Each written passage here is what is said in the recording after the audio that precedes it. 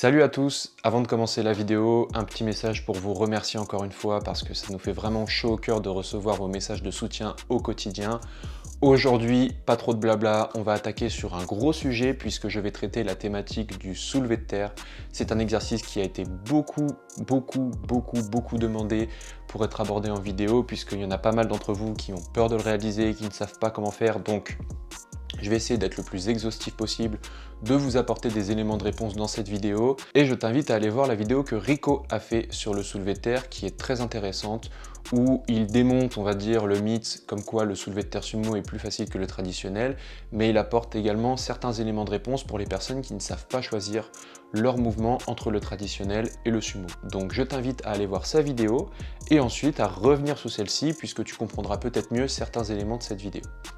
Donc pour commencer, le soulevé de terre, c'est un exercice de triple extension. Donc à l'inverse du squat, il va venir faire une extension de hanche, de genou et de cheville. Et on va le voir pourquoi, on va essayer d'éviter l'extension du rachis. Donc pour commencer, première notion à avoir quand on fait du soulevé de terre, c'est de maîtriser ce qu'on appelle le hinge. Le hinge, qu'est-ce que c'est? Si je devais le résumer très simplement, donc les préparateurs physiques, ne me tombez pas dessus, c'est vraiment pour que tout le monde puisse comprendre.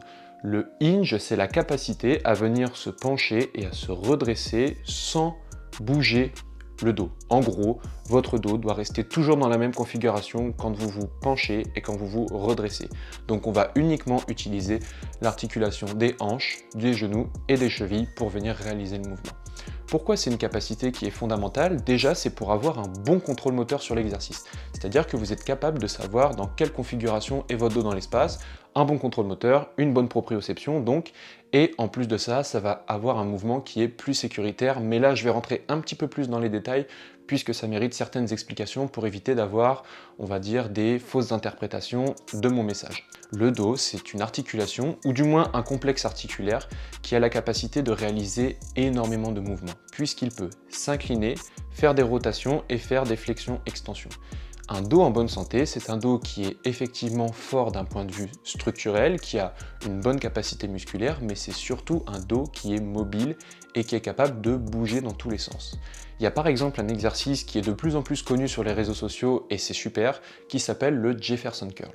Le Jefferson Curl, si on l'avait présenté il y a 10 ans sur les réseaux sociaux, on se serait fait lyncher par les posturologues, etc., du moins qui ont une vieille image de la posturologie, puisque c'est un exercice où on va venir enrouler le dos, et venir se redresser avec une charge, ou sans charge d'ailleurs, les deux sont possibles.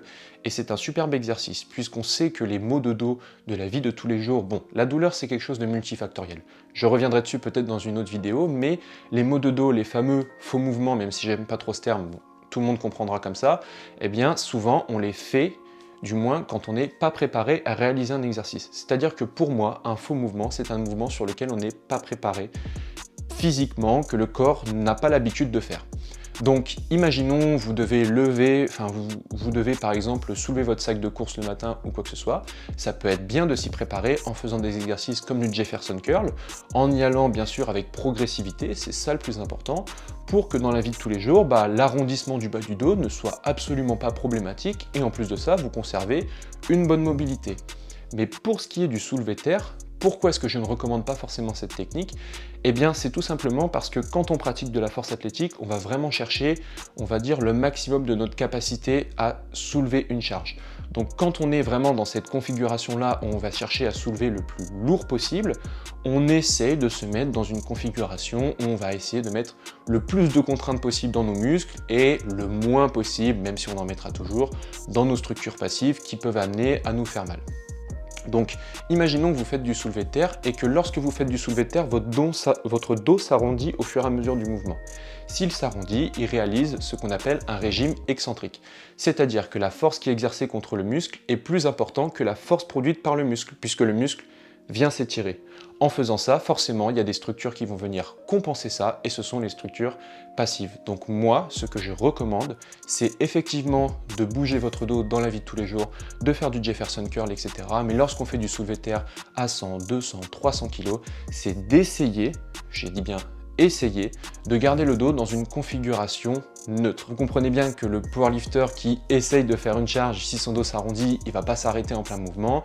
Mais ce qu'il faut savoir, c'est que déjà, il y a été avec progressivité, qu'il a un dos qui est très solide et qui est capable d'encaisser le lourd. Donc c'est pour ça que certains powerlifters se permettent, on va dire, d'arrondir un petit peu plus le dos que certains. Et pour terminer, les powerlifters, si vous regardez bien, ceux qui arrondissent le dos, c'est essentiellement le haut du dos. En fait, quand on arrondit le haut du dos, on réduit la course, on va dire, c'est comme si on allongeait nos bras, et donc c'est beaucoup plus facile.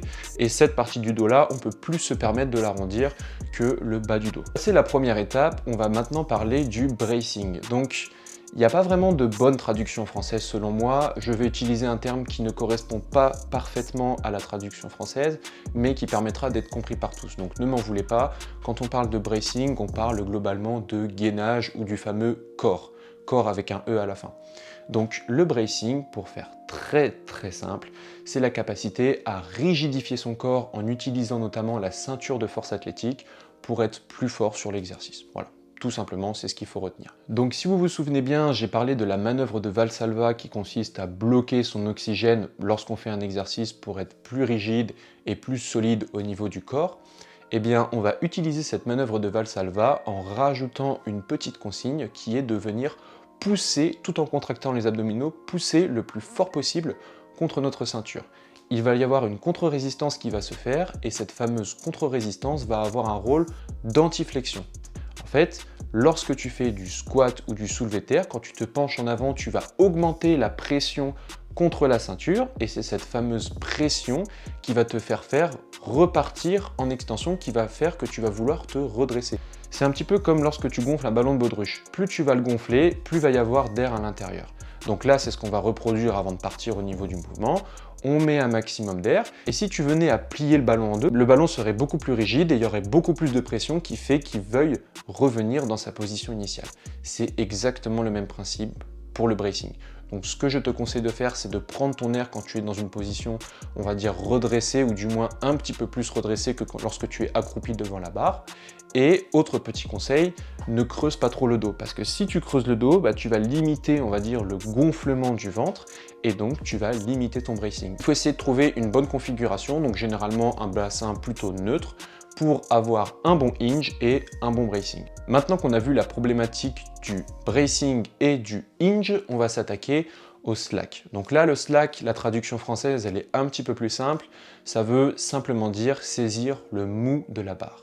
Je m'explique. Lorsque tu vas venir tirer la barre au soulevé de terre, il faut avoir le plus de tension possible dans celle-ci avant de démarrer pour être plus efficient et éviter les fameuses compensations. Je suis sûr que tu as déjà réalisé un soulevé de terre où lorsque tu es venu tirer la barre, tes fesses se sont décollées parce que tu n'étais pas en tension et ensuite tu as complètement tiré la barre avec ton dos et tu n'as pas été très efficient, on va dire. Donc la petite astuce que je peux te donner, c'est pour tirer le slack, ce qu'il faut faire, c'est tu tends les bras vraiment au niveau de la barre comme si tes bras c'était des crochets et lorsque tu te penches un petit peu en arrière, pas trop non plus, il ne faut pas non plus s'asseoir pour mettre de la tension, ces bras vont venir se redresser un peu et c'est là que tu vas venir saisir le slack. Donc il faut trouver un bon équilibre entre le bracing, le slack et le hinge pour tirer efficacement la barre. Il y a un petit conseil qui peut en aider certains, on dit que le soulevé de terre c'est un exercice de pousser-tirer. C'est-à-dire qu'on va tirer la barre avec le dos et qu'on va pousser également avec les jambes dans le sol.